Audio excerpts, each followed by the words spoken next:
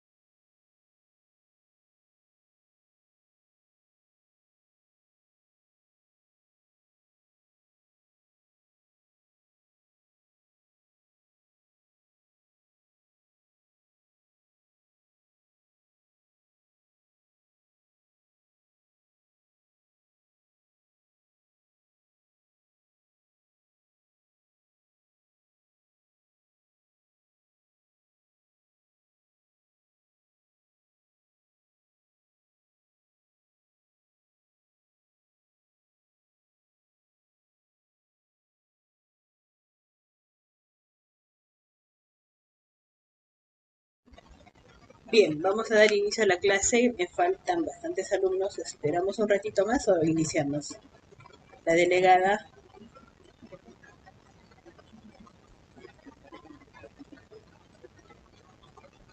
Hola.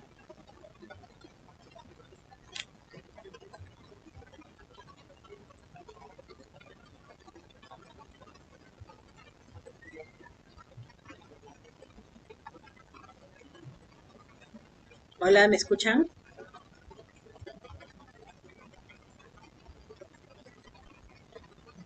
A la otra sí se le escucha. Correcto. Entonces vamos a dar inicio a la clase del día de hoy.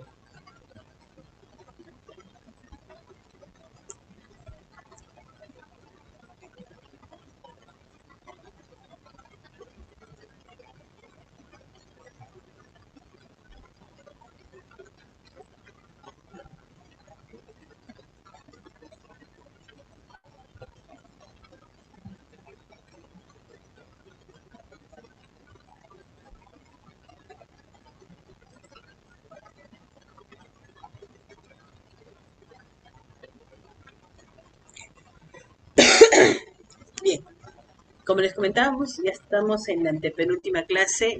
La clase de hoy va a ser sobre marcha y ortesis. En rehabilitación se utiliza mucho lo que es la evaluación funcional. Entonces, cuando hablamos de evaluación funcional es cómo la persona está funcionando, cómo se desenvuelve, etcétera. Una de las partes importantes de cómo nos desenvolvemos o cómo funcionamos es la marcha, ¿no? Cómo caminamos, cómo nos desplazamos de un lado a otro. En realidad no es tan sencillo como parece desplazarse de un punto A a un punto B, es algo un poco más complejo que necesita toda una integración del sistema neuromotor.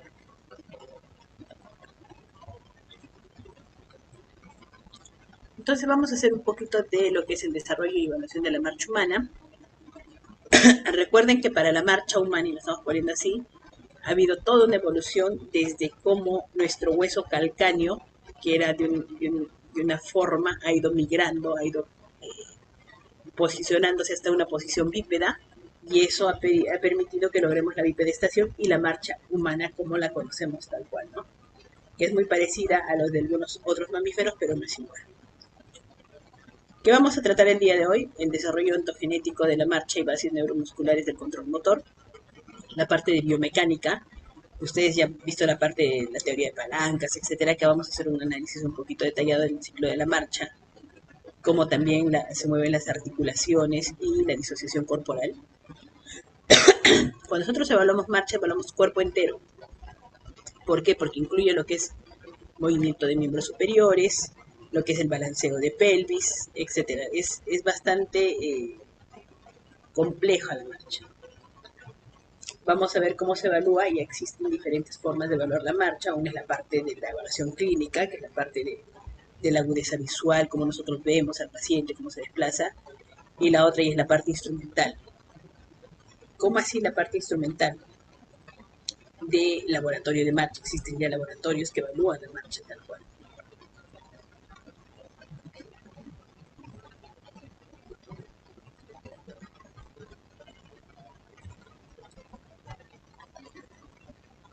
Luego tenemos lo que son vamos a ver un poquito de lo que son la parte patológica, la parte de las alteraciones neuromusculares, la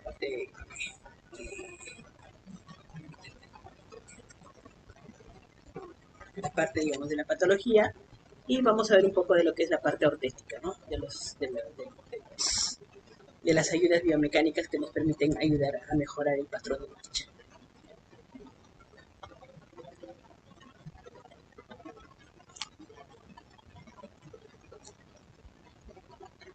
Entonces vamos a ver un casito de un adulto mayor, paciente masculino de 72 años, diagnosticado con una enfermedad de Parkinson. ¿Por qué les pongo esto? Porque es lo que más frecuente le van a preguntar, ¿no? Parkinson es una en donde se altera la fineza del movimiento. Por una alteración en los ganglios basales, la fineza del movimiento se altera. Recuerden que ganglios basales se encargan también de la preparación e iniciación del movimiento. Entonces, en Parkinson vamos a tener este problema, ¿no? Refiere caídas frecuentes al iniciar la marcha, miren, ¿no? Recuerden que en Parkinson el arrancar le cuesta, pero el frenar también empieza a correr. Entonces, Refiere caídas frecuentes al iniciar la marcha. Su esposa nota que arrastra los pies y que cuando camina acelera los pasos sin poder detenerse. Típico de una patología de Parkinson. Entonces, ¿por qué se cae? ¿Por qué no levanta los pies? No es el ciclo adecuado de la marcha, no flexiona. Y acá recordemos que para levantar y sobrepasar en la fase de balanceo del pie, tiene que flexionar la cadera, la rodilla para poder hacer el traslape de un pie hacia otro. Entonces, acá va a tener problemas este paciente. Si nos ponemos a pensar en eso, miren toda la integración que está alterada, todos los neurotransmisores que están alterados, que están afectados. Entonces, va a haber una serie de estructuras anatómico-funcionales comprometidas acá. La enfermedad de Parkinson va a ser un problema que nos va a generar alteración de la vía extrapiramidal, que nos va a generar problemas de los neurotransmisores, que finalmente se va a traducir en una disarmonía de la marcha, en un trastorno de la marcha, que eso va a hacer que este paciente clínicamente lo que vamos a tener es un paciente que se cae con frecuencia, que no camina bien, arrastra los pies y va perdiendo movilidad, se va volviendo cada vez más rígido. Esto de acá es neuroanatomía, ustedes ya lo saben, pero se los dejo por ahí para un repaso. Vamos a ver cómo se desarrolla la marcha. Para nosotros lograr la posición bípeda, porque le hemos dicho, la marcha tiene primero, para caminar yo tengo que estar en posición bípeda, ¿cierto? Entonces, ¿cómo va a ir este desarrollo? Primero vamos a sostener la cabeza, ¿no? Entonces, ¿se acuerdan de lo que habíamos hablado en una de las clases? Es el desarrollo cefalocaudal próximo distal. Seguimos con la misma regla. Primero contenemos la cabeza, nos sentamos, hacemos la bipedestación, nos paramos en los piecitos y hacemos la marcha inicial, ¿no? Los primeros pasos independientes. Entonces, una vez que arrancamos con la marcha inicial, pasos independientes, usualmente la marcha de inicio, la inicia es la lateral. Cuando todavía no nos soltamos y caminamos agarrados de las cosas es lateral. ¿Qué quiere decir? Avanzamos de un lado hacia el otro. Entonces, y ya cuando se suelta la persona, ya empieza con la marcha independiente, ¿no? Que es hacia adelante y hacia atrás, que puede avanzar. Y la marcha adulta se logra entre los 4 y 7 años. ¿Qué quiere decir? Cuando ya un niño ya tiene un patrón de marcha, acuérdense, patrón de marcha es cuando ya maduró y está entre unos 4 a 7 años. Antes de eso, el niño, yo puedo mejorar su patrón de marcha, puedo trabajar su patrón de marcha, puedo intervenir en su patrón de marcha. Después de eso ya es difícil trabajar patrón de marcha. ¿Qué quiere decir? Si yo tengo algún problema de la marcha en ángulo negativo, progresión negativa de la marcha, etcétera, el periodo de trabajarlo es antes de los, perdónenme, ya, voy a admitir unos cuantos más, pero no me dejan trabajar bien.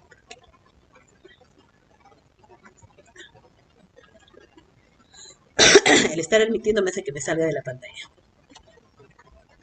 Entonces, cuando nosotros vamos trabajando el desarrollo de la marcha, eso es un proceso.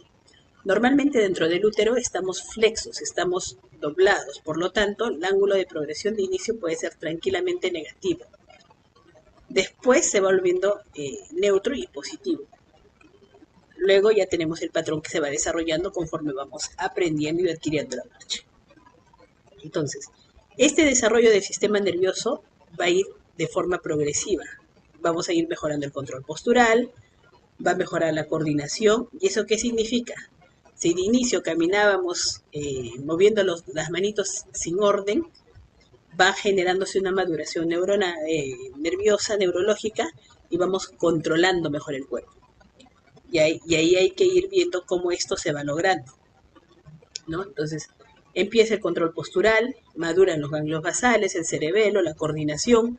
Si ustedes ven un chiquito marchar, a veces sacan hacia adelante la misma mano y el mismo pie, ¿cierto? Del mismo lado.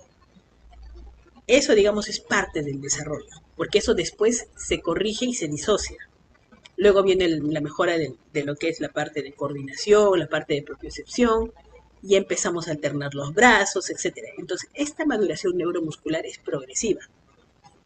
A los 5 años, un niño, cuando yo lo hago caminar de puntas y talones, a través de esta maduración neuromuscular, ya no me tiene que hacer disociación de dedos. ¿Qué quiere decir? Todo niño menor de 5 años, cuando caminamos de puntitas o talones, pues puede mover las manitos. ¿Qué quiere decir acá? Pongo mi cámara. Cuando camina, el niño puede mover las manos, puede hacer movimiento de manos. Pero por encima de los 5 años ya no me tiene que mover las manos. ¿Qué quiere decir? Camina de puntas o talones sin movimiento acompañado. Si esto pasara cuando camina el niño, significa que está inmaduro, falta madurar.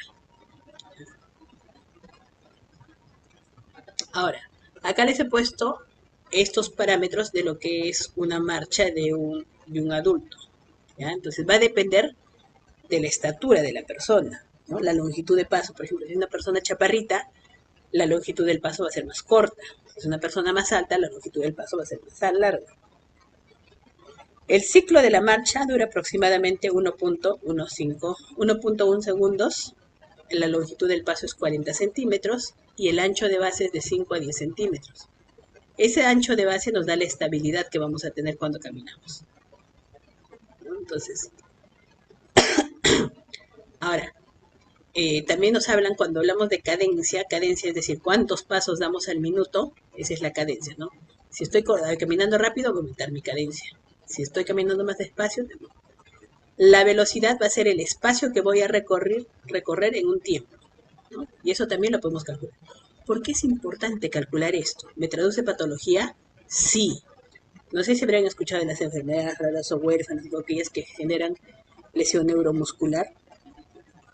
Se puede alterar la velocidad. Entonces el espacio que van a recorrer va a ser menor. Es una forma que podemos medir, ¿no? Entonces, sí es importante determinar la cadencia, la velocidad, la longitud del paso, el ancho de la base. Si un niño un niño de 14 meses me camina con base amplia, esperable. Un niño de 5 años con base amplia, no esperable. ¿Por qué? Porque ya maduró, ¿no? Entonces, la base amplia, guardia alta, el niño está preparado para caerse porque recién está aprendiendo a caminar. Pero un niño que ya tiene una marcha madura, que tenga base amplia de sustentación, algo está mal, no está yendo bien. Entonces, son parámetros que tenemos que estar checando cuando evaluamos marcha.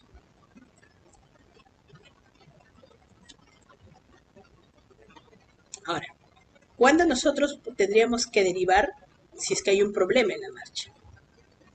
Entonces, si a los 18 meses un niño no camina solito, hay que derivar. ¿Por qué? Porque habíamos dicho que la brecha o la ventana para caminar el niño es entre 2 y 18 meses. Por encima de los 18 meses ya es un problema, una alerta.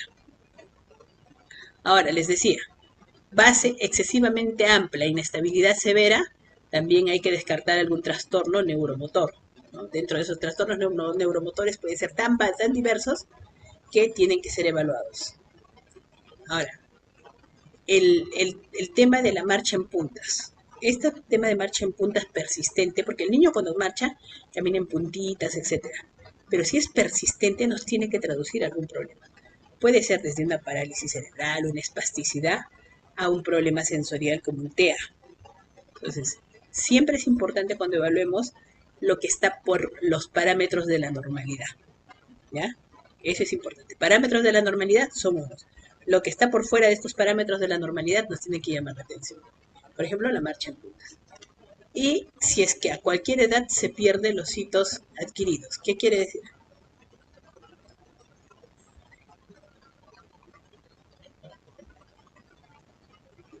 Si es que a cualquier edad se pierden los hitos adquiridos. Logró el hito y de pronto regresiona, no camina, deja de caminar. ¿Ya? Entonces hay que tener cuidado en esos casos porque cualquier regresión no nos va a permitir continuar bien con el desarrollo. Las regresiones en cualquier logro ya es patológico.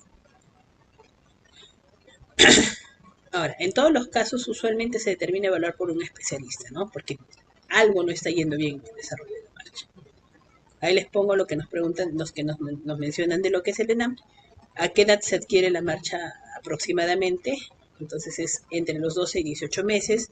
La ausencia de la marcha a los 18 meses es un factor de riesgo del desarrollo psicomotor.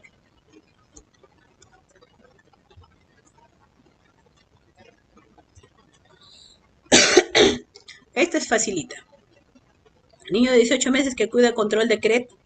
Madre refiere que el niño gatea pero no camina de forma autónoma, es decir, independiente. No muestra debilidad focal ni signos meningios. ¿Cuál es la conducta? Si no encuentro nada, ¿qué tengo que hacer?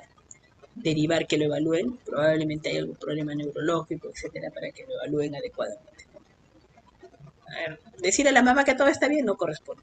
Solicitar radiografía de caderas si clínicamente no encuentras nada, no.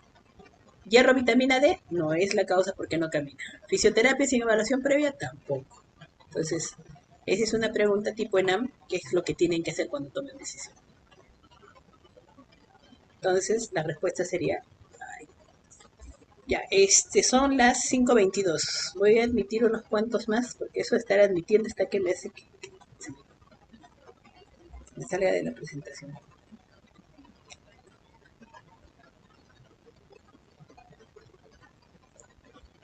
Ya, entonces, en este caso la respuesta es C porque probablemente hay algún problema neurológico que descartar y dentro de ellos la variedad que se pueda presentar es bastante amplia. Ahora, cuando nosotros hablamos de las bases neuromusculares de la marcha, tenemos que ver qué genera la marcha, qué circuitos están integrados en este automatismo. Recuerden que la marcha, de inicio, el niño para caminar lo va a tener que hacer como un patrón. ¿Qué quiere decir? Hacer una estructura, un camino en su cerebro y después, ¿el niño acaso nosotros pensamos para ver cómo vamos a caminar? Nosotros no pensamos, caminamos nomás. Entonces, caminamos nomás, no andamos pensando cómo vamos a caminar. Entonces, ese patrón, esa red que se forma se vuelve un automatismo de la marcha.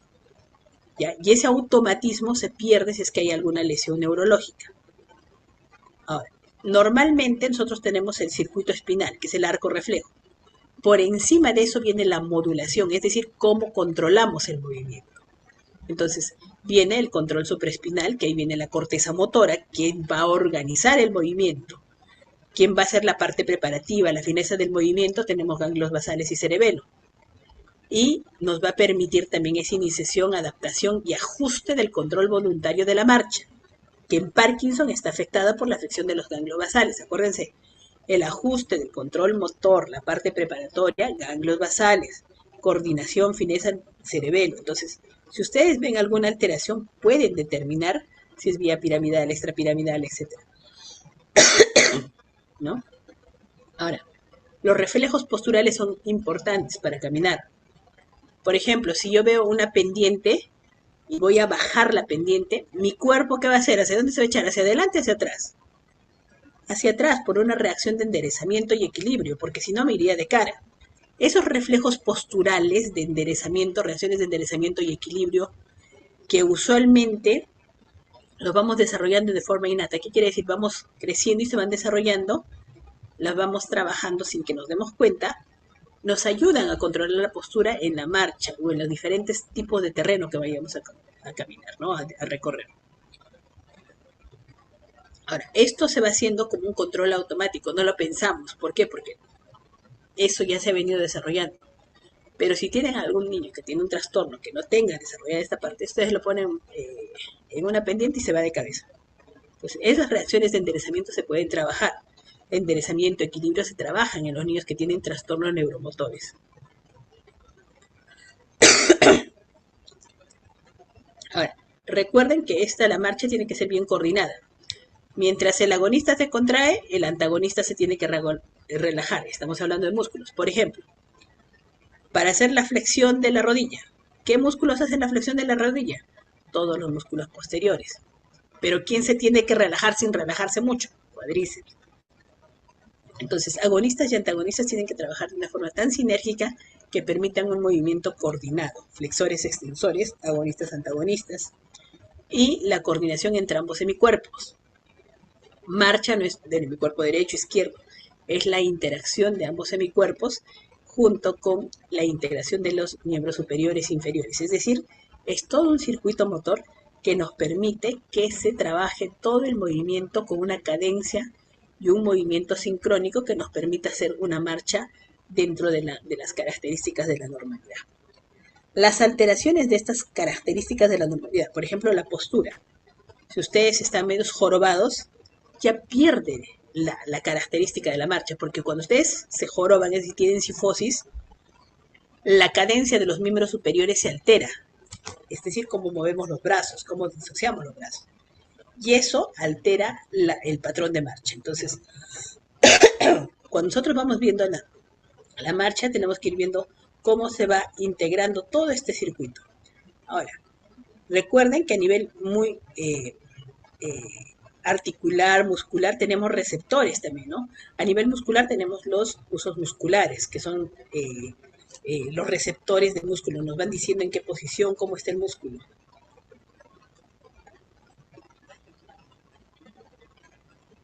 Después tenemos también a nivel de lo que es las articulaciones y el resto del cuerpo, la sensibilidad profunda, lo que es la parte propioceptiva, ¿no?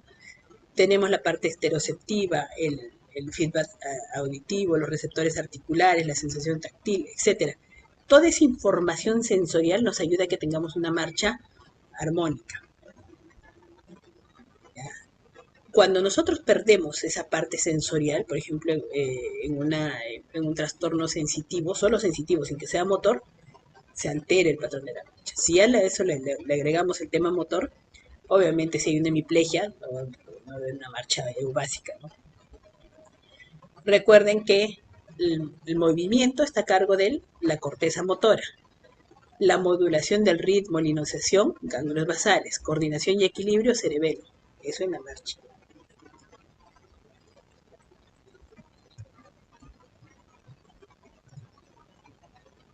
Ahora, dentro de la biomecánica de la marcha tenemos el ciclo de la marcha. Y acá lo vamos a hablar por fases. El contacto inicial. El contacto inicial cuando ustedes dan el paso es el golpe del talón, ¿no? Choca el talón contra el piso, el 0 al 2% de la fase de apoyo.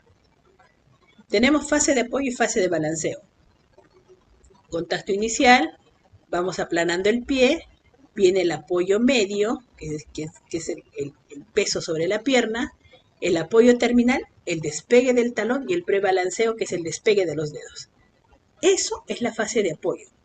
¿Ya? Entonces, desde que el pie choca el piso, se aplana el pie, cargan el pie sobre la pierna, se traslada, ¿no es cierto?, el pie sobre la pierna hacia adelante, despega el talón y despega de los dedos.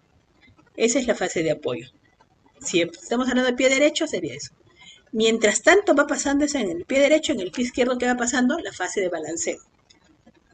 Empieza la aceleración inicial, el balanceo medio es cuando pasa por el pie y termina en el balanceo terminal donde desacelera. Y llegamos a la fase de doble apoyo. Esto es en una marcha, digamos, normal. Pero si yo estoy corriendo, este doble apoyo disminuye su porcentaje de tiempo. El contacto del doble apoyo disminuye su porcentaje de tiempo. ¿Ya? Pero el ciclo de la marcha es así. Fase de apoyo, fase de balanceo y fase de doble apoyo. Cuando corremos, en la fase de doble apoyo disminuye esos tiempos. Ahora, acá les pongo unos porcentajes, ¿no? Eventos clave, contacto de talón, en la parte del pie plano, talón despegue, contacto contralateral, el despegue, y acuérdense, la máxima flexión de rodilla, ¿no? 73% es la máxima flexión de rodilla que se produce para cuando damos la zancada hacia el otro pie. ¿Qué está pasando en las articulaciones cuando vamos caminando? ¿Qué pasa con la cadera? En el plano sagital va a haber la flexión máxima de cadera, extensión máxima en un proceso de flexo-extensión. En el plano frontal va a haber la aducción de pico y va a haber una rotación bien pequeñita. ¿Para qué? Para dar esa armonía del movimiento. En rodilla, ¿qué va a pasar? Vamos a tener flexo-extensión también. ¿Por qué? Porque tiene que sobrepasar un paso al otro lado. Va a haber una flexión máxima de balanceo. Le estoy repitiendo esto porque esas son preguntas frecuentes. ¿Cuánto es la máxima flexión de balanceo de la rodilla? El ángulo de flexión de rodilla en la fase de balanceo. Son preguntas frecuentes que vienen en los exámenes. Ahora, ¿cuál es la función de cuando flexiona la articulación de la rodilla? Es la absorción del impacto en el apoyo, el acortamiento funcional, la estabilidad del apoyo mondopodal, etc. ¿No? Entonces, los movimientos que hace la rodilla nos ayuda a tener una armonía en la marcha. Entonces, cadera nos ayuda, va a ser la flexión, extensión, aducción, un poquito de rotación. rodilla, flexo-extensión, que son importantes porque nos ayudan finalmente a que sobrepase un pie sobre el otro y va a absorber el impacto. Tobillo y pie, ¿qué pasa en tobillo y pie? Va a haber lo que es la dorsiflexión y flexión plantar. En la fase de apoyo, ligera dorsiflexión y al final también va a haber una flexión plantar progresiva. En la fase de balanceo, el pie no va a estar caído, va a haber de inicio una dorsiflexión inicial, ¿ya? Porque si no estaría caído el pie. Luego pasa a posición neutra y cae el movimiento. ¿Tiene movimientos importantes el pie? Sí. Cuando hay una rotación pélvica, por ejemplo, cuando estamos rotando la pelvis, ahí el pie se tiene que alinear. Ahora, a nivel de pelvis hay movimientos claves importantes. La pelvis va a tener una rotación pélvica hacia arriba y hacia abajo de 4 a 5 grados. También va a haber una oblicuidad. ¿Qué quiere decir? Va a estar algo, no va a ser muy alineada la pelvis. ¿Y esto por qué? Porque en la marcha participan músculos que nos mueven la pelvis, por ejemplo, el cuadrado lumbar y glúteo medio, que nos van a hacer que estos movimientos laterales se estabilicen. Por ejemplo, si el glúteo medio está debilitado, la cadera no se estabiliza y se cae, que nos hace una marcha en Trendelenburg, que lo habíamos hablado en cadera. Pero si el glúteo está estable, cuadrado estable, se hace una marcha con una inclinación o una rotación bastante pequeña de 4 a 5 grados, ¿no? Entonces los movimientos laterales de la pelvis van a ser bien armónicos. Cuando estos son muy amplios o este rango es mayor de los 5 grados, ya no se ve una marcha muy armónica.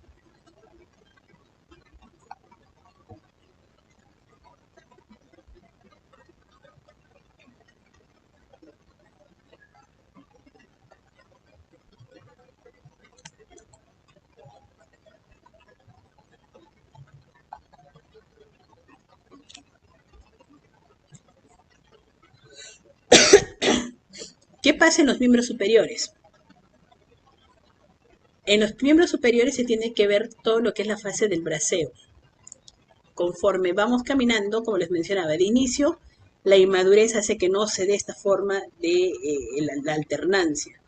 Pero después ya se da la alternancia, que es el patrón contralateral, que es lo que esperamos encontrar en una marcha. Si yo no encuentro esto en una marcha normal, por encima de los 5 o 6 años, ya me preocupo. Pero antes de los 5 o 6 años puede darse todavía problemas de maduración. ¿Ya? Entonces, siempre vamos a tener el patrón contralateral, que lo evaluamos cuando decimos camine, y evaluamos eso. En Parkinson se pierde esta fase, ¿no? No hay ese balanceo de los brazos. Ahora, tienen rangos de movimientos para considerarlo dentro de lo normal también, ¿no? Entonces, ¿cuál es la función del tener los brazos? Uno, los brazos son defensa. Acuérdense, nosotros cuando somos bebés, mi cámara, dejo de compartir. Cuando somos bebés, nosotros empezamos a caminar con algo que se llama las manos hacia arriba. Guardia alta. Para eso yo tengo que haber desarrollado mis defensivas. ¿Qué quiere decir? Cuando somos bebés, de chiquitos, nosotros podemos caernos de cara y no ponemos las manos. Conforme vamos madurando al cuarto o quinto mes, ponemos las manos si es que nos vamos a caer de cara. Eso se llama defensiva anterior. Esa defensiva se desarrolla para, uno, sentarnos y cuando nos sentemos ponemos las manitos. Y la otra es cuando ya vamos creciendo, estas defensivas nos ayudan para cuando vayamos a caminar. Y se llama guardia alta cuando caminamos así, manos arriba. Voy bajando, guardia media. ¿Qué quiere decir? Bajo un poco los brazos y ya hago la disociación. Esto ya es la parte de maduración de la marcha. Cuando yo pierdo estabilidad, y eso es algo importante, cuando una persona adulta mayor pierde la habilidad de poner las manos para caerse, algo está mal neurológicamente. Normalmente todas las personas cuando nos caemos tenemos esta defensiva desarrollada. Si no la tenemos desarrollada, se ha abolido, algo está mal. ¿Y eso qué significa? Hay que reentrenar patrones y hay que ver dónde está el daño. ¿Ya? Entonces, guardia alta, guardia media, guardia baja, parte del desarrollo.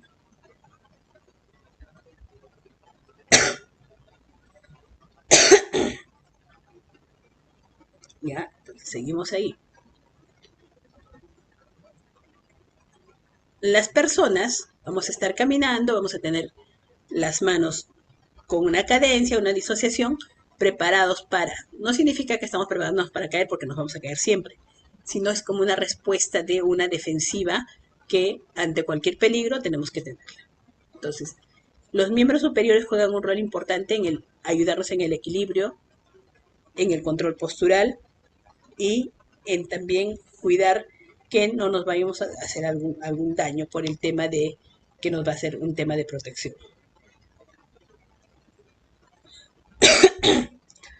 ¿Qué alteraciones puedo tener? Por ejemplo, en Parkinson no se va a perder, va a haber hipocinesia del movimiento o la reducción de la amplitud, es decir, ya no movemos tanto los brazos, están pegados al cuerpo, ¿no? O cuando ya se pierde el movimiento.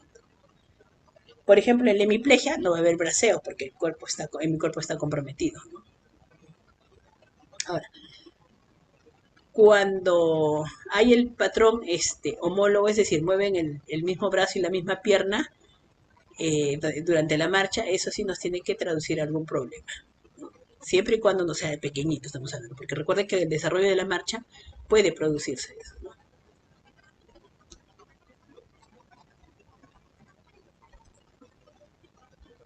Ahora, les traigo un poquito acá para ver este tema de los patrones. En un paciente adulto sano se contrata que el brazo derecho avance hacia adelante simultáneamente con la pierna derecha. ¿Cómo se llama este patrón y qué implica? Este patrón se llama patrón homólogo y sugiere inmaduración del sistema nervioso o lesión neurológica. Inmadurez cuando son niños. Lesión neurológica cuando ya no son niños. ¿Ya? Entonces, siempre hay que ver a qué nos traduce. Si es un niño, inmadurez. Si es un adulto, probablemente hay algún problema asociado. Entonces, ahí le estoy mencionando qué significa el tema de por qué puede haber esto. Ahora, la evaluación de la marcha. Les decía, nosotros tenemos varias formas de evaluar la marcha. La más común es la evaluación clínica. Ustedes donde vayan no van a tener un laboratorio de marcha.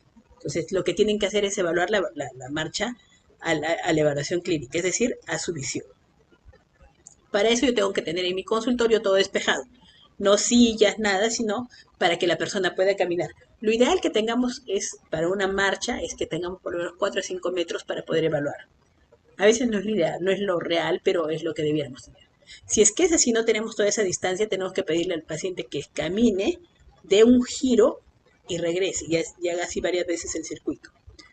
Ahí que me va a permitir ver cómo está la zancada, ¿no?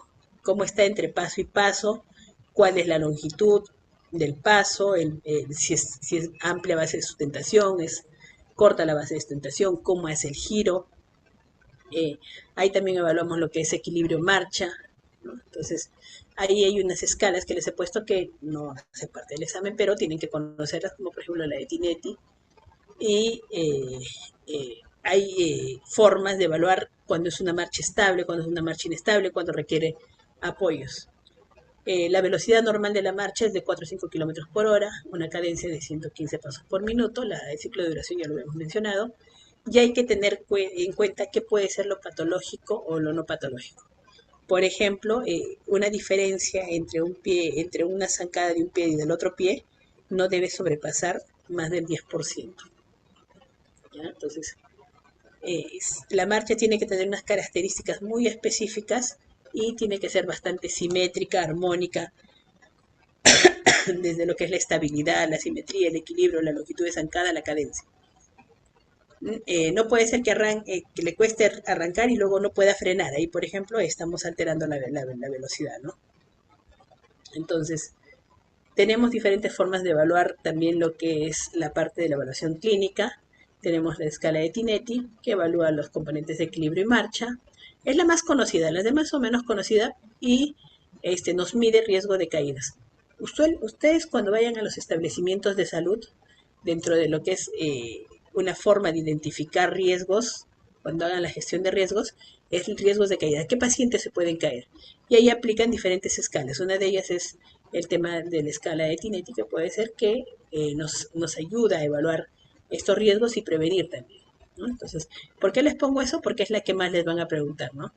En los exámenes de residentado les preguntan cuál es el screening rápido para ver riesgos de caída y la respuesta es la escala de Tinetti.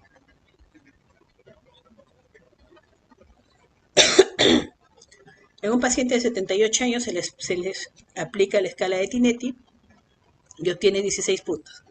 Habíamos dicho que traduce 16 puntos, riesgo alto de caída, ¿no? Entonces, ¿qué traduce? Riesgo alto de caídas. Esas cositas quiero que se las lleven porque eso es lo que les va a servir. Existen diferentes escalas. Ustedes pueden evaluar. Un paciente que está caminando, le digo que gire en su propio eje, se demora mucho en girar o es muy difícil girar para él, es un riesgo de caída. Si hace más de 5 pasos para el giro, riesgo de caída.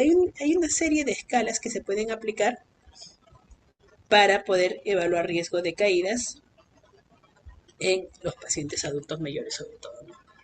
En niños las caídas son por inmadurez. Ahora, las caídas más, cuando digo caídas frecuentes en un niño son más de 5 caídas al día. En un niño que ya está desarrollando la marcha, para decir que es patológico, si no es algo fisiológico. En un adulto mayor sí tengo que identificar los riesgos de caída y cuáles son sus valoraciones o sus consecuencias que pueda tener. ¿Por qué? Porque un niño se cae, casi no se va a fracturar, es difícil que se fracture. Pero un adulto mayor se cae, se fractura la cadera, le genera una discapacidad importante.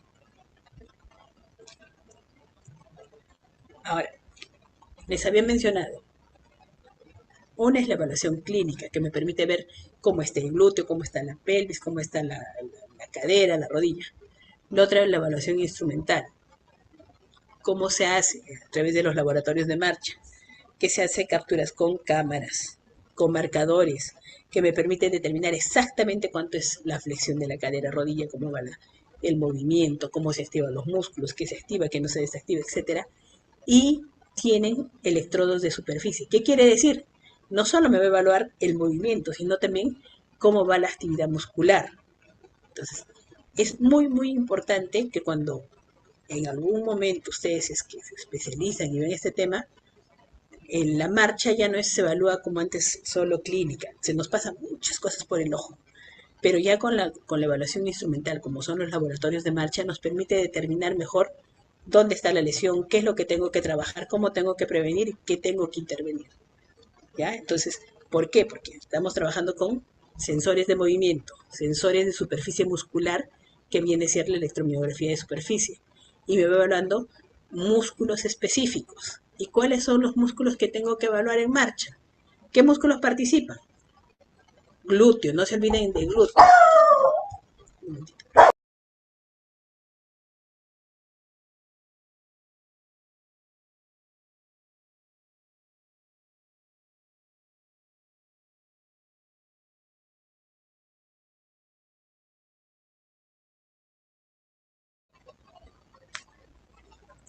El músculo glúteo es uno de los músculos importantes que estabilizan la, la cadera. Ahí tenemos glúteo mayor, glúteo medio. El más importante de los dos, glúteo medio. ¿Qué más? Cuadríceps. Sin cuadríceps no podríamos caminar. El Aquiles tricepsural, importantísimo. Entonces, cuando nosotros hablamos de los músculos, ahí, por ejemplo, si hablamos de gastrocnemio sóleo, hablamos tricepsural, que es el que nos da la potencia del despegue. Isquiotibial es la parte posterior de la rodilla, glúteo, cuadríceps tibial anterior, peroneos. El peroneo, recuerden que nos va a hacer que la alineación de la marcha sea adecuada. Si el peroneo no funciona, ese pie va a estar cayéndose, ¿no? Entonces, todos los músculos de los miembros inferiores nos ayudan a trabajar el tema de una marcha adecuada. Acá un poquito les he puesto los índices cuantitativos de lo que es la parte de la evaluación de lo que es laboratorio de marcha. No tenemos un laboratorio de marcha que podamos acceder, pero sí hay que considerar los diferentes momentos en que se evalúan. Recuerden, cuando nosotros caminamos hay una reacción a piso. ¿Qué quiere decir? Si yo soy muy tosco al caminar, voy a chancar el piso cuando camino. Por lo tanto, el piso va a ser una reacción física. Esa reacción a física también te la evalúa el laboratorio de marcha. Reacción a piso. Te evalúa qué ejes. Cuando nosotros evaluamos el antero-posterior, plano coronal y sagital, ¿cierto?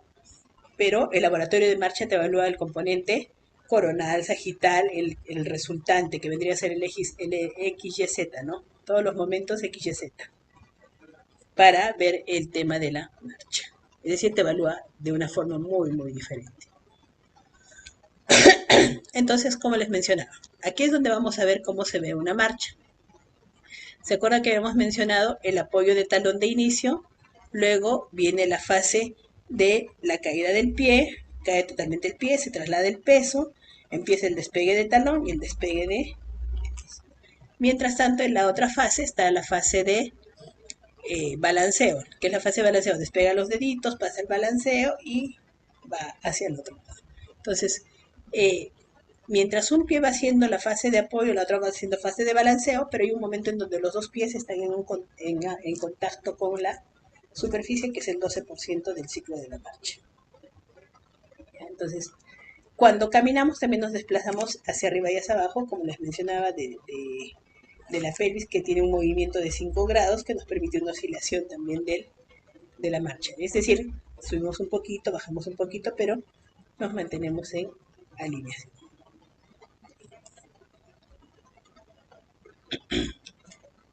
Ahora, ¿cuándo se alteran los patrones de la marcha? Por ejemplo, cuando hay un trastorno neurológico. En los trastornos neurológicos la marcha va a estar alterada, ¿no? Entonces, por ejemplo, la marcha del step page, donde hay dificultad para la dorsiflexión del pie, flexión exagerada de la cadera y rodilla, contacto inicial con antepié. Y hace el block, ¿no? Cuando cae. Arrastra el pie durante el balanceo. Usualmente la causa más común es la neuropatía del peroneo común. Puede presentarse en diabetes, compresión del nervio peroneo, etc. La marcha hemipléjica. Ahora, para que haya marcha hemipléjica, usualmente tiene que ser espástica. La flácida no va a poder caminar, ¿ya? Entonces, la marcha hemipléjica estamos hablando usualmente de una espasticidad. Si hay una hemiplegia flácida de una fase aguda de una enfermedad cerebrovascular, no va a tener marcha. A la justa no va a lograr ni bipedestación. Entonces, la marcha hemipléjica es cuando hay espasticidad, es decir, tono aumentado. ¿Cómo va a estar la postura o la flexión de la extremidad? Va a haber tendencia a que la espasticidad genere una flexión, ¿no? Entonces el miembro superior va a estar flexo. La cadera puede estar flexa o en extensión. Entonces, como va a estar en extensión la extremidad inferior, la extremidad superior va a estar flexa, usualmente, ¿cómo va a estar el paciente bipléjico? Flexión del miembro superior es así, y la extremidad inferior va a estar extendida. Por lo tanto, no va a poder flexionar cadera, no va a poder flexionar rodilla, no va a poder flexionar tobillo. Esa pierna, al no poder flexionar, tiene que sobrepasar a la otra pierna. ¿Cómo va a pasar? Haciendo una circunducción. Es decir, la cadera va a hacer una rotación, va a inclinar el tronco y va a rotar la cadera. Entonces, esa es una marcha característica del paciente con hemiplegia. Y va a tener obviamente inestabilidad en la fase de apoyo. Estas alteraciones biomecánicas de la marcha va a hacer que este gasto energético de esta marcha sea mayor. ¿Por qué? Porque va a haber activación normal de los músculos, va a haber inestabilidad, por lo tanto va a tener que tener mayor control postural y va a tener que trabajar también la parte de lateralización de tronco para compensar. La marcha parkinsoniana es la más característica, es la que más les van a preguntar en los exámenes del montón de preguntas de marcha de Parkinson. Va a haber lentitud en el movimiento, va a haber la amplitud, va a haber, en vez de ser amplia, es chiquitita su amplitud. Y su cadencia también es chiquitita. Va a haber rigidez por aumento del tono. En realidad, no sería aumento del tono, sería hipertonía. La rigidez es por una alteración en los ganglios basales, ¿no? Hablando propiamente, es meramente extrapiramidal, que es diferente a la espasticidad. Los pasos van a ser cortos, arrastrados, va a haber la festinación, que son los pasitos acelerados, ¿no? El bloqueo de la marcha, va a pérdida del braceo y la postura inclinada hacia adelante. Eso es lo característico de la marcha parkinsoniana, es lo que más les van a preguntar. En parálisis cerebral va a ser la marcha dependiendo de qué es lo que está lesionado, ¿no? Si es que hay una espasticidad, una parálisis cerebral espástica, probablemente haya pie equino, rodilla extendida, cadera extendida. Ahora, un niño que logra marcha con parálisis cerebral espástica va a ir bien hasta que empieza a ganar peso, es decir, cuando tenga 7, 8, 9 años, que va a empezar la marcha agazapada, que quiere decir que se va como que ya comprimiendo, perdiendo esa postura que ganó, se va perdiendo. Entonces, a veces los pronósticos en rehabilitación no son tan buenos en marcha. ¿Por qué? Porque logramos marcha, 4, 5, 6 años, los papás se ilusionan bastante y después gana peso el niño, pierde un poco de control motor y hacen la marcha agazapada. Ahora, la marcha en salto es cuando es pie, por ejemplo, cuando tenemos equinos, hacen la marcha en salto, ¿no? Y, bueno, a ver, patrones asimétricos dependiendo de qué miembros estén afectados. Todas estas marchas, que son patológicas, va a depender de cuánto afecten el consumo de energía. Les mencionaba, en las marchas de hemiplegia, como tiene que inclinar el tronco, así aumenta el consumo energético. Ahora, cuando inclina el tronco, obviamente se altera su centro de gravedad, genera inestabilidad postural, aumenta el riesgo de caídas y obviamente esto va a ser una limitación funcional.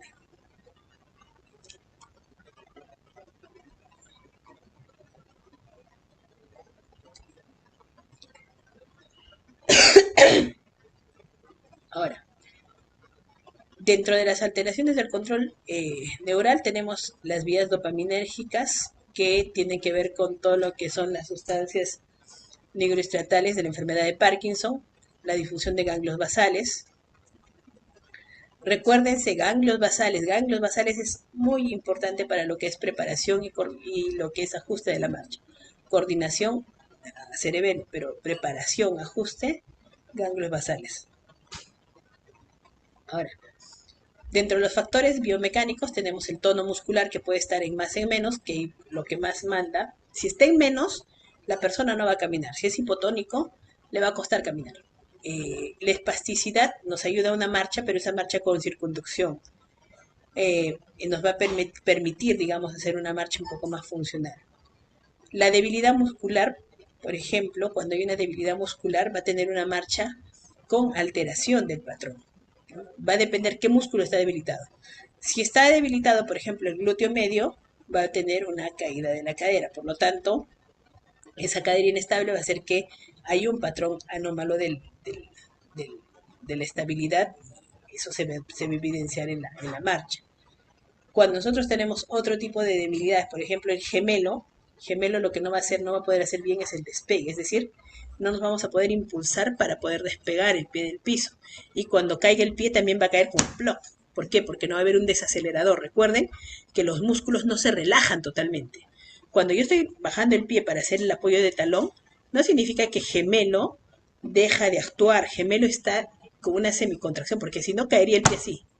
Plop, ¿no? Entonces, los músculos no es que estén totalmente relajados o totalmente contraídos en la marcha, van trabajando de una forma sinérgica, agonista contra antagonista, para que el músculo, el movimiento, sea de una forma bonita, armónica.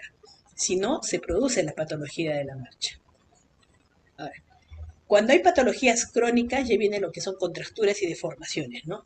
Por ejemplo, si tengo un niño que ha tenido un pie equino y no lo he corregido, va a haber ese acortamiento de la musculatura, va a hacer que ese pie sea equino, y si yo lo quiero poner en bipedestación, no lo voy a poder trabajar.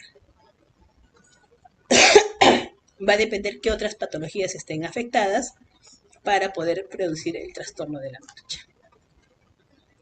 Acá les he hecho un resumen de qué son las características y dónde está la lesión anatómica, como para que les sirva también de base. La hemiparética o espástica, paresia y espástica, tiene que ver con lesión de sistema nervioso vía piramidal. Y aquí, por ejemplo, vamos a ver qué es lo que está afectado. Usualmente cuando hay espasticidad tendemos a hacer el pie en equino y hacemos la circunducción de la cadera, ¿no? Para poder sobrepasar el pie. Parkinson, pasos cortos, tronco flexionado, festinación, el congelamiento, la pérdida del braceo, dificultad para iniciar y parar.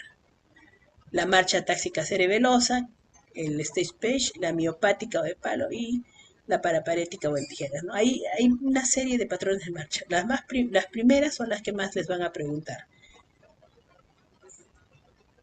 Acá, por ejemplo, la hemiplegia les decía, ¿no? El pie está en equino, la primera imagen. Pie en equino. Por lo tanto, para poder caminar, tiene que hacer toda esta circunducción de la cadera. Es decir, dar esta marquita rojita para poder sobrepasar. La característica de Parkinson, miren, el tema del tronco hacia adelante. Los brazos en qué posición están.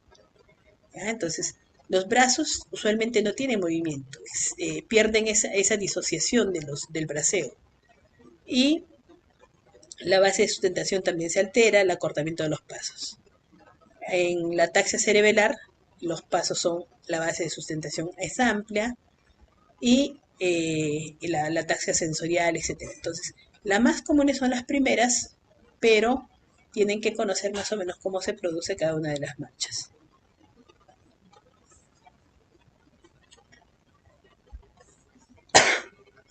Paciente de 68 años con temblor en reposo en miembro superior derecho y rigidez. ¿Qué estamos hablando? El tema de una enfermedad de Parkinson. Pasos cortos, tronco flexionado, acelera la marcha sin poder detenerse fácilmente. Marcha parkinsoniana. Recuérdense, estas son preguntas que les va a venir frecuentemente. Se aprenden Parkinson y saben mucho de lo que es marcha. Acá les he traído unas imágenes de lo que es un laboratorio de marcha. ¿Ya? Ustedes ven en la parte superior las cámaras. Hay varias cámaras.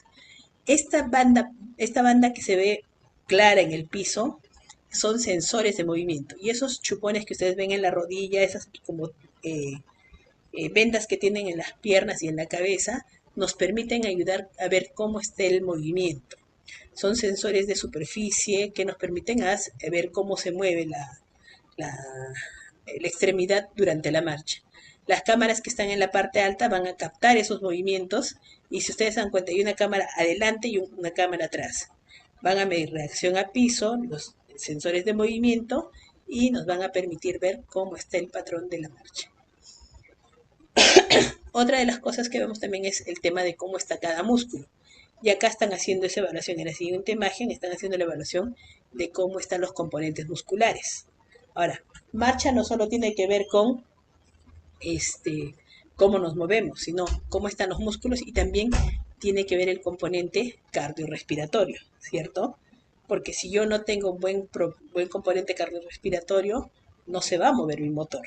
Entonces, marcha es más complejo de lo que parece y existen diferentes formas de evaluarlo, ¿no? Laboratorio de marcha me ve cómo está disociándose la cadera, rodilla, tobillo, cómo hacen las fases, etcétera, y las reacciones a piso también, ¿no? Estos sensores, estos pisos que tienen acá, son los que nos van a permitir determinar también cómo está la reacción a piso. Lo utilizan bastante en patología, pero se utilizó esto primero en personas que hacen deporte. ¿Por qué? Porque querían mejorar el rendimiento.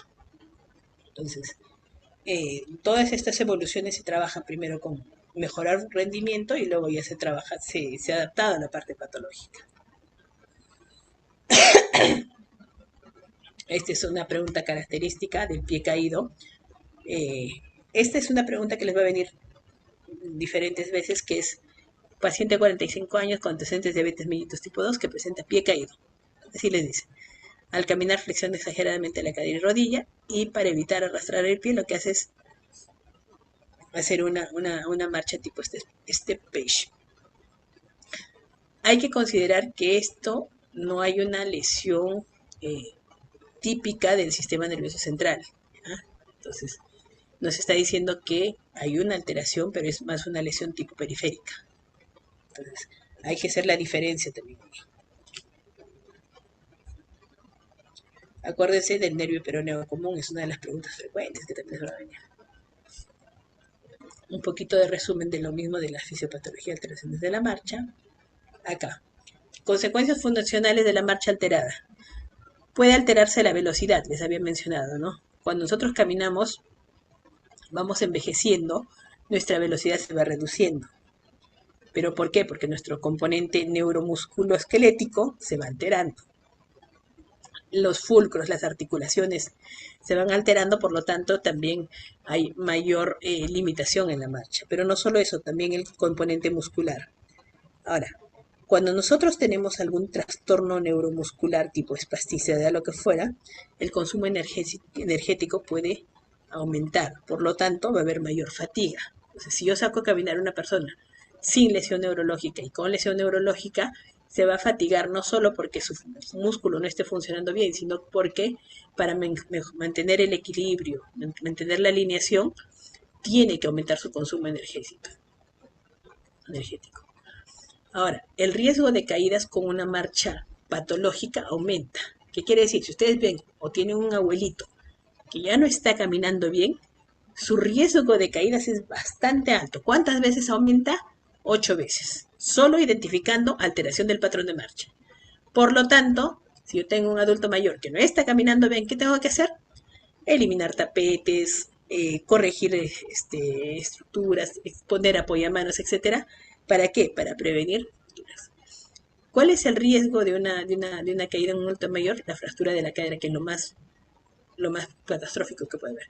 Lo podemos operar siempre y cuando estén en condiciones quirúrgicas. Si no, este paciente se postra, tiene muchas condiciones que lo pueden llevar hasta la muerte, ¿no? Ahora, recuerden que si hay consecuencias de una caída, puede que esté postrado, va a perder calidad de vida y todo eso va a hacer que no se movilice, ya no salga, se va a deprimir, se va a deprimir. Persona que se deprime funcionalmente va muriendo sus neuronas, se vuelve más dependiente y su calidad de vida empeora. Entonces, la marcha nos da independencia, nos da eh, el tema que nosotros podemos ser autosuficientes. El perder esta función, esta habilidad, hace que pueda que nuestra calidad de vida empeore. ¿Ya? Entonces, la marcha es bastante compleja, no es tan sencilla como parece. Por lo tanto, cuando ustedes hablen o trabajen en marcha, vean así, ¿no? Vean un niño, ya camina de puntitas, talones, mueve las manitos y maduro. Ve un adulto que hace algo así, no, es patológico. Entonces tienen que saber dar la interpretación correcta también a lo que es el desarrollo de la marcha. La marcha, acuérdense, se logra una marcha madura entre los 4 y 7 años. Digamos, ahí tiene que tener ya un patrón de marcha. Antes de eso es un proceso.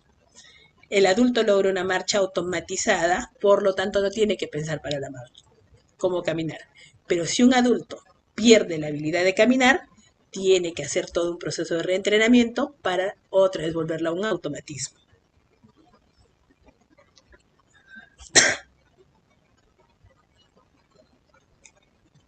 De las ortesis para corregir patrones de marcha, ustedes van a ver una variedad importante.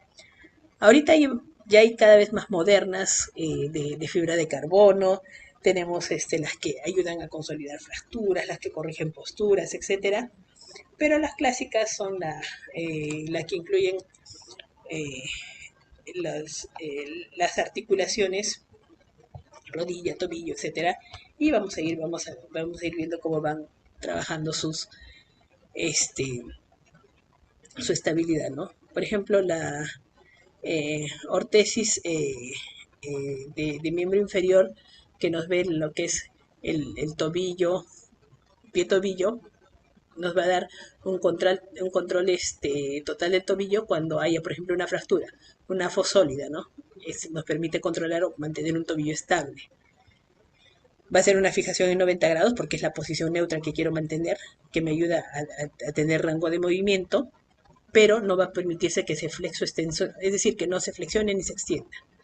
Tenemos afo sólida, afo articulada, por ejemplo, si yo tengo una que quiero ver ese movimiento un poquito suave, también existe la articulación que me puede ayudar a liberar un poco ese movimiento. Entonces, ¿cuándo ponemos esa afo articulada? Cuando el pie está caído, pero por debilidad, ¿no? Una afo sólida, por ejemplo, en un pie equinoflácido. Para que no se caiga, le pongo ahí y lo mantengo ahí. Pero si es un pie caído débil, pero no está equino, yo le puedo poner una afo articulada. Y la DAFO le pongo cuando, por ejemplo, hay una neuropatía del peroneo, etcétera. Entonces, estas ortesis nos van a permitir que la articulación se mantenga estable de acuerdo a la necesidad que tengamos, ¿no? Por ejemplo, si quiero una máxima estabilidad en 90 grados, una AFO sólida. Si quiero rango de movimiento, algo funcional, porque todavía hay componente muscular, que sea dinámica, que me permita un despegue bonito, por ejemplo, una AFO articulada. Y una DAFO con una asistencia dinámica que nos permite el retorno de energía, una marcha más fluida, más dinámica, más bonita.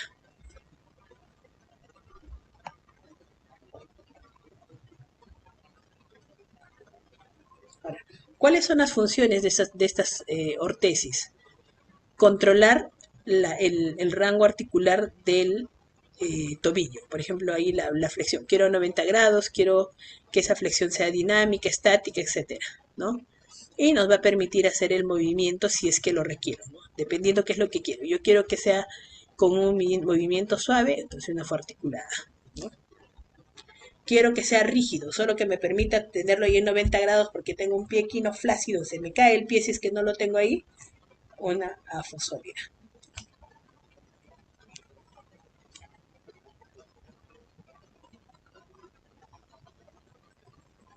Ahora, por ejemplo, tengo la marcha del step page. ¿Te acuerdan del peroneo? ¿Qué le puedo poner? Una DAF. Me permite una DAF. Un pie equino. El pie equino habíamos dicho, quiero tenerlo en 90 grados ese pie, ¿no? Entonces le pongo una, un ortesis que me permita una flexión en 90 grados del tobillo, ¿no? Entonces, ahora, la hemiplegia espástica, dependiendo del grado de la espasticidad, puedo querer tener un rango de movimiento, digamos, que me permita. Si es una espasticidad bien marcada, de repente no voy a poner una que me permita movimiento, sino una rígida. Va a depender en qué condiciones esté la espasticidad. Yo les puedo dar acá la recomendación, pero va a mandar la clínica. Entonces, ustedes lo que quiero que se lleven de acá es que existe ortesis tobillo-pie, cadera, rodilla, tobillo, etcétera. Donde yo quiera alinear, puedo tener la ortesis, pero va a depender de la funcionalidad que yo quiera lograr, ¿ya? Si quiero tener un tobillo estable en 90 grados, algo que no se mueva. Es decir, una ortesis tobillo-pie rígida, sólida.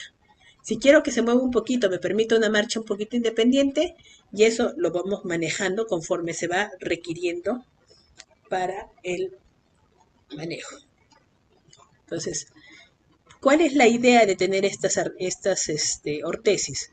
Mejorar patrones de marcha, normalizarlos de ser posible, reducir consumo de energía. Por ejemplo, si yo le pongo ese soporte al pie para que no esté haciendo esa aducción de la cadera porque se le cae la punta del pie, estoy reduciendo consumo de energía, ¿no? Entonces, reducción de caídas. Ahora, si el pie está en equino, lo va a arrastrar, se va a caer, ¿cierto? Pero si yo lo pongo en 90 grados, ya no lo arrastra, no se cae, prevención de caídas. A la larga, ¿qué estoy haciendo? Mejorar calidad de vida, mejorar la parte funcional, mejorar la marcha y sus actividades de la vida diaria, ¿no? Entonces, siempre hay que estar checando toda esta información y obviamente con el proceso de rehabilitación que se va a trabajar, ¿no? Las ortesis no van solas, una ortesis sola no trabaja. Si yo pongo una ortesis en un paciente espástico, no va a trabajar. Se tiene que trabajar el tono. ¿Cómo se trabaja el tono? Con inhibiciones, ejercicios, etcétera. No funciona el ejercicio, toxina. Recuerden que la toxina no solo es para las arruguitas. Toxina nos ayuda a manejar el tono muscular. Por lo tanto, nosotros podemos colocar toxina, colocar la ortesis y la rehabilitación, el ejercicio, para mejorar una capacidad funcional de un piecito que tengamos en equino, por ejemplo, del niño. Entonces, ¿qué nos interesa? Uno es, la marcha es compleja. Se integra todo el cuerpo, ¿no? Participa cerebro, ganglios basales. Participan las 4 extremidades de forma alternada contralateral. Su, su alteración puede ser tan simple como tan compleja, ¿no? Y nosotros tenemos que hacer un buen análisis para hacer un buen diagnóstico de un patrón de marcha. A veces cuando tú ves a un niño caminar, tú dices, ese niño no está caminando bien. Algo está mal. Y puede ser desde una parálisis cerebral hasta como algo muy sutil como un dolorcito de pie, ¿no? O un dolorcito de crecimiento. Entonces, la marcha es importante porque integra todo el sistema neuromúsculo esquelético. Entonces, incluso la parte propioceptiva, visual, auditiva, control postural y el trabajo muscular. Nos habla de diferentes niveles. A nivel medular, el arco reflejo, después de los propioceptores, el aparato de Golgi, el uso muscular, cómo está la semicontracción de un músculo. Es bastante complejo. Se ve bastante sencillo, pero la marcha es lo más complejo que puede existir. La alteración de esta requiere un reentrenamiento. Por ejemplo, una fractura de tobillo. Fractura de tobillo o un esguince de tobillo. Les ponen una férula. Los inmovilizan. Van a caminar, la propiocepción se alteró. Por lo tanto, cuando vayan a caminar hay que hacer un reentrenamiento propioceptivo de la marcha. Y de eso se trata la rehabilitación. ¿De qué se trata? De devolver la funcionalidad con toda la información propioceptiva para que no se vuelva a lesionar. Cuando esta información propioceptiva no está adecuada, un segundo esguince de tobillo es catastrófico. ¿Por qué? Porque la reacción del mismo ya no va a ser igual. Entonces, es importante que en los procesos de lesiones agudas haya una visión integral de cómo se debe manejar para que no haya estas relesiones. La marcha es un indicador funcional de la salud neuromuscular. Su análisis es fundamental para el diagnóstico y tratamiento de rehabilitación en medicina física. Ustedes vayan en cualquier consultorio de medicina física, por una lumbalgia te evalúan marcha. ¿Por qué? Porque cuadrado lumbar participa en marcha, glúteo participa en marcha. Entonces la marcha es algo que nunca debemos dejar de evaluar. Viene un niño con síndrome de Down, tienes que evaluar marcha. ¿Por qué? Hay alteración del tono, ¿no? Entonces la marcha es algo que desde que entra el paciente tienes que evaluar, por cualquier patología que venga.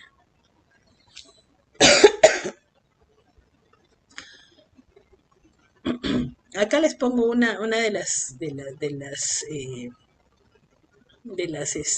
preguntas que les pueden venir.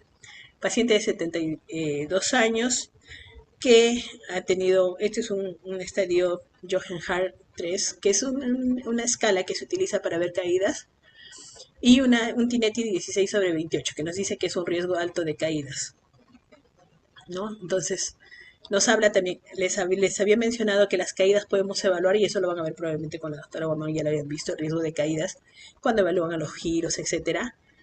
Se va a ver alteraciones en la escala de Tinetti, en lo que es la marcha y equilibrio, y el giro de 360 grados. Cuando tenemos patologías que son muy inestables y no tenemos una buena evaluación, no hay que hacer unas recomendaciones muy rígidas en los aparatos que van a utilizar. Siempre hay que ver la capacidad funcional, ¿no? Entonces, la capacidad funcional va a ver cómo va a reaccionar la persona, cómo vamos a manejar a esta persona para lo que corresponde a una ortesis. A veces decimos, esta ortesis la va a estabilizar. No, ¿ya? En este caso, por ejemplo, nos dice hay que hacer un manejo, porque si el riesgo es caídas, tengo que hacer un manejo previo antes de poner la aparatología. Ya no siempre, no todo es aparatología.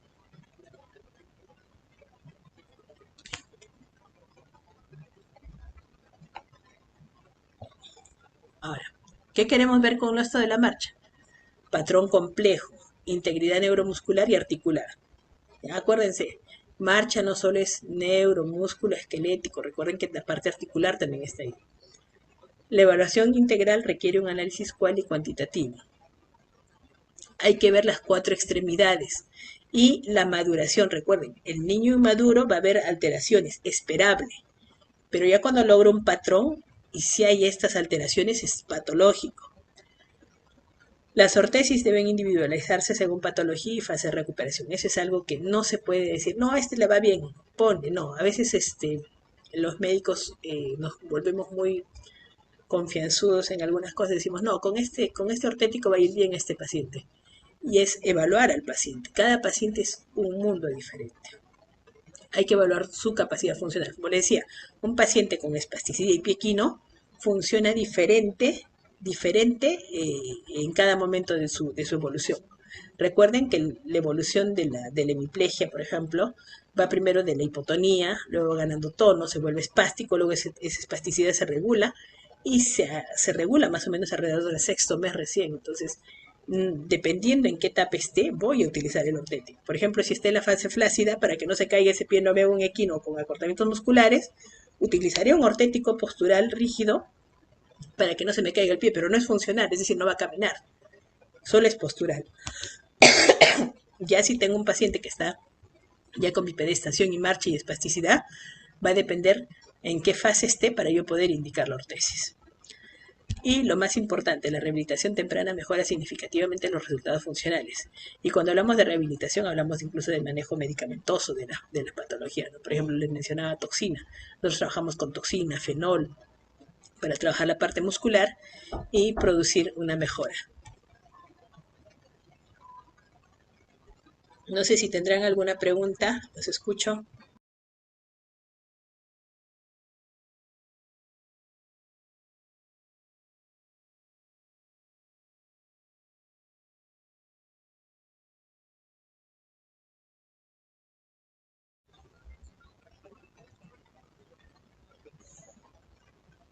Ya, la guardia media.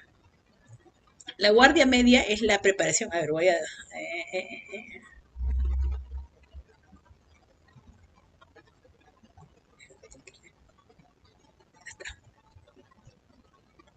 Miren, guardia alta, preparación para la caída.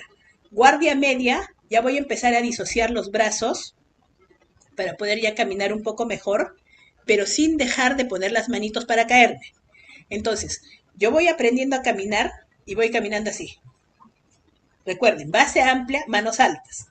Voy bajando, guardia media, y empiezo un poco de disociación y la cadencia de los brazos, pero con la alerta de la caída. Ya cuando estoy corriendo, ya logré la madurez neurológica y estoy corriendo, ya la guardia me queda ahí, ¿no? Entonces, guardia alta, guardia media, guardia baja. La guardia alta, inicio de la marcha. Voy madurando, guardia media. ¿Para qué? Para empezar la disociación de los miembros superiores. Guardia baja, que ya logré la madurez. Entonces, guardia alta, guardia media, guardia baja, es durante el desarrollo. Cuando ya logro hacer esa disociación, ya la madurez de la marcha se está produciendo. Entonces, pero de inicio se da ese proceso. ¿Ya? Cuando ya baja la guardia, ya puede el niño correr. ¿Ya? Ya el niño corre. ¿Alguna otra pregunta?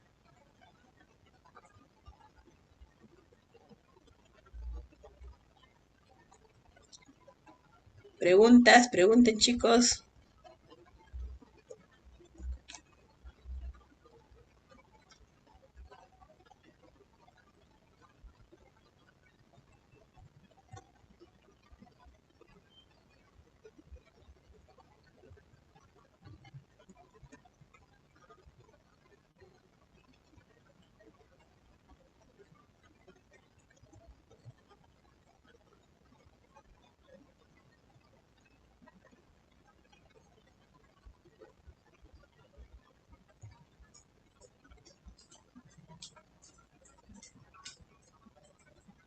¿No hay preguntas? Les voy a compartir acá. Vamos a ver.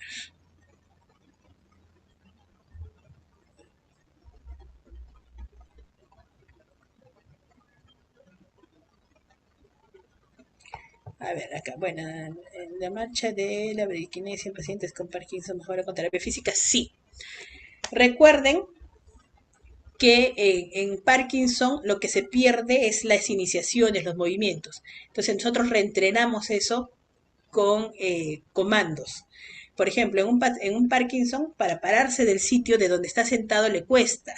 Entonces lo que se tiene que hacer es dar la orden, inclina, tronco hacia adelante, descarga, peso y levántate. Entonces se reentrena, mejora con la terapia, sí mejora con la terapia.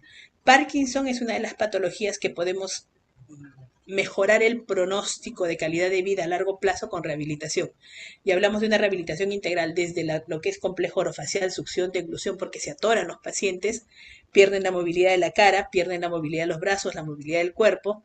Entonces se trabaja en forma integral y se mejora con terapia física este entrenamiento de la marcha. Es decir, no se postra tan pronto el paciente. Esa es una. Dos, enseñamos cómo con comandos podemos iniciar y frenar la marcha. ¿Ya? Entonces se trabaja muy bien eso.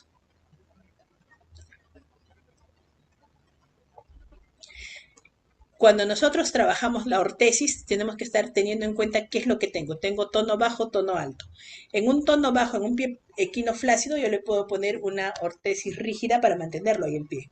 Pero en un pie equino también. Entonces, va a depender qué es lo que quiero. En un pie equino lo puedo mantener ahí para caminar, pero en un pie flácido para el tema postural nomás, para que no me haga cortamientos musculares. Las ortesis va a depender de qué es lo que yo quiera lograr con el paciente. Quiero que no se acorte el músculo, porque recién está en una etapa aguda, le pongo su OTP ahí para que esté en esa postura. Postural, no va a ser carga. Pero si ya está caminando, ah, ya, ¿qué quiero? Que me haga con una cierta dorsiflexión, cierto movimiento, o quiero que sea rígido. Entonces, eso va a depender de qué es lo que quieran manejar ustedes con el paciente. Y eso va a depender de cómo está la capacidad funcional de respuesta del paciente también.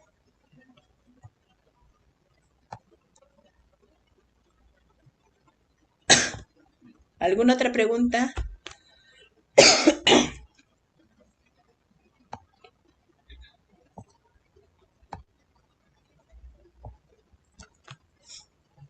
Recuerden, las ortesis, todo lo que vayamos a utilizar tiene que ver con el tema funcional, mucho funcional.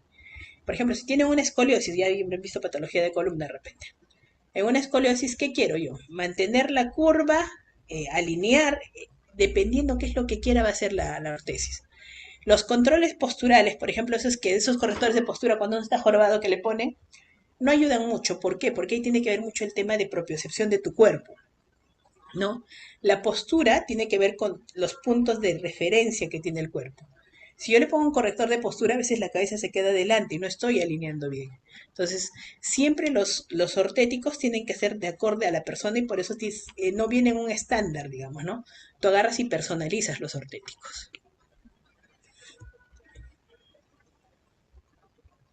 Bien, si no hay más preguntas, voy a compartir para que tomen su asistencia.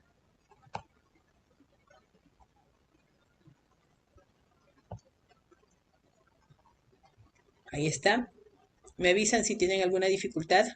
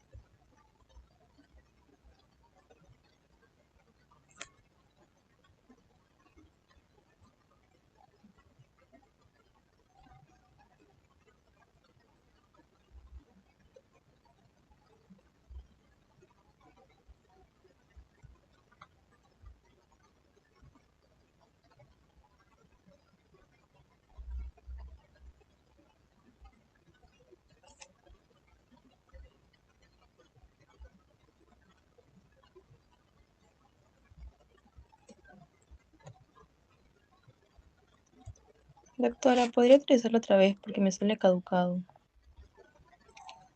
A ver, ahí está bien.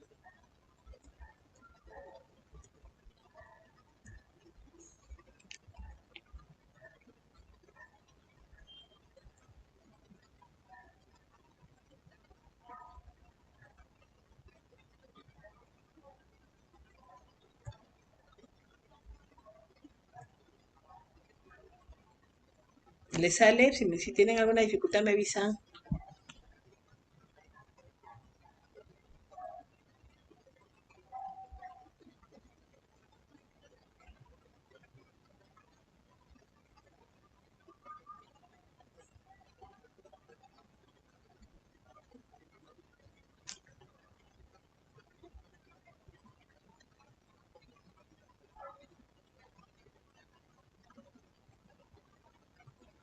Pero un ratito, por favor, todavía no lo quité.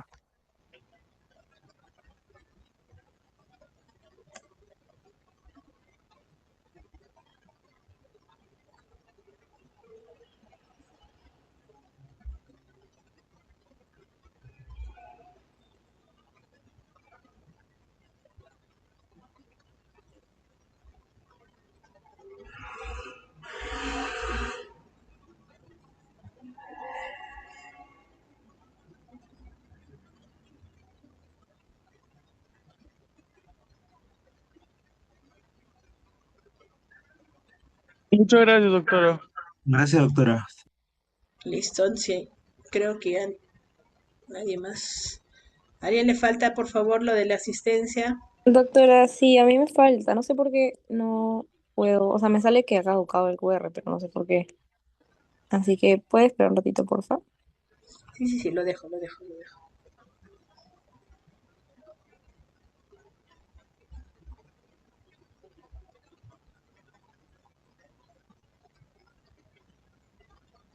Ya listo, lista captura, gracias. Gracias, doctora.